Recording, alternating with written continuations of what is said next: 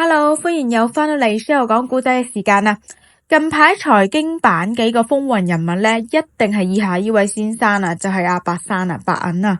白銀咧，從呢個年初嘅50幾美金一盎司咧，衝咗上83美金啦，但就喺2025年最後嗰幾日咧，又跌超過咗10%啊。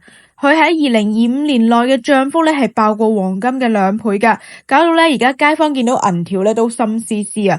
究竟呢個白銀帝國咧有咩來頭咧？點解突然之間咧佢會變成投資界嘅頂流啊？呢條片咧就不如同大家講一講白銀帝國嘅前世今生啦。好多人以為咧白銀咧只可以打呢個銀器啦，就好似金器咁，但其實唔係噶，佢係一個雙重身份嘅大佬嚟噶。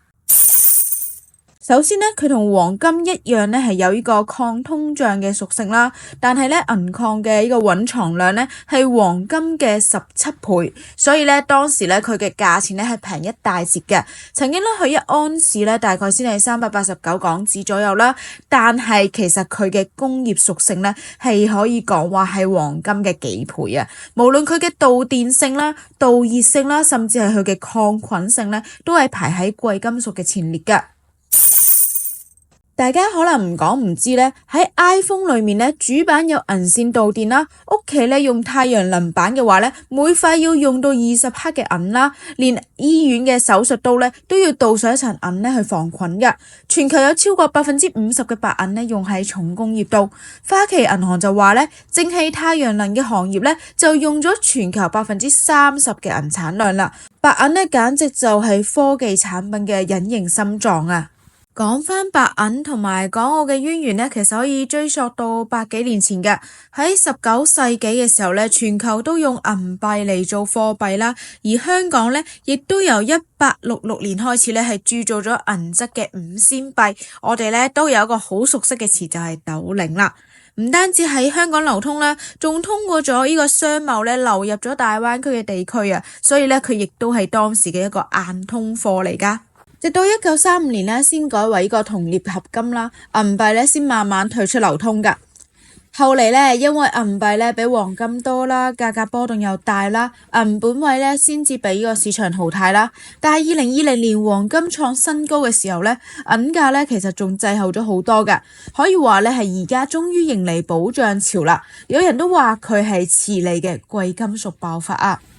今次嘅暴漲呢，其實絕對唔係偶然嚟嘅，係短期嘅情緒同長期嘅短缺夾擊嘅結果。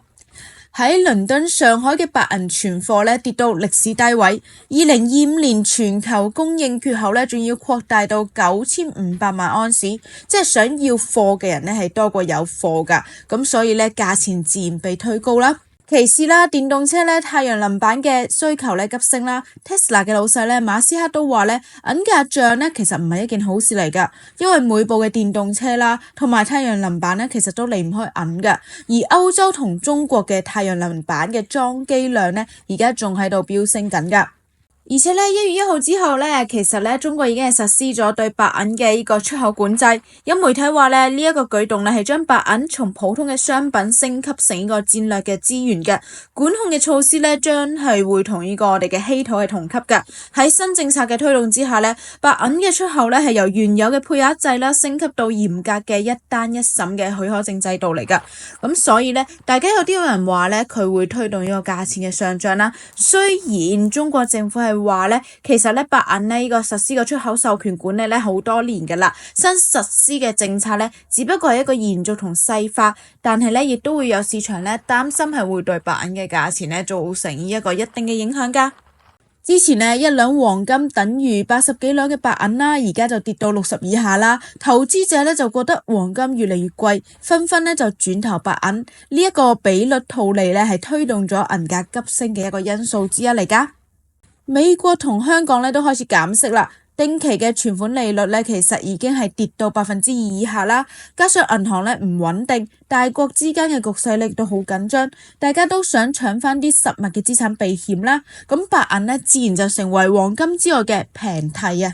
短期內嘅銀價咧，可能好似過山車咁，仲會有震盪噶。雖然有分析話咧，佢可能會回落到45到55美金一盎司啦，但係長遠嚟睇咧，因為電動車同太陽能嘅需求咧，始終擺喺度，而供應嘅缺口咧，只會係越嚟越大嘅。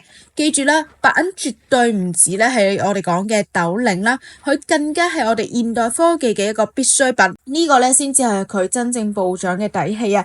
大家如果想要投資一樣嘢之前呢，一定要記得咧去睇一睇佢究竟用喺邊度啦，同埋點解佢會暴漲嘅。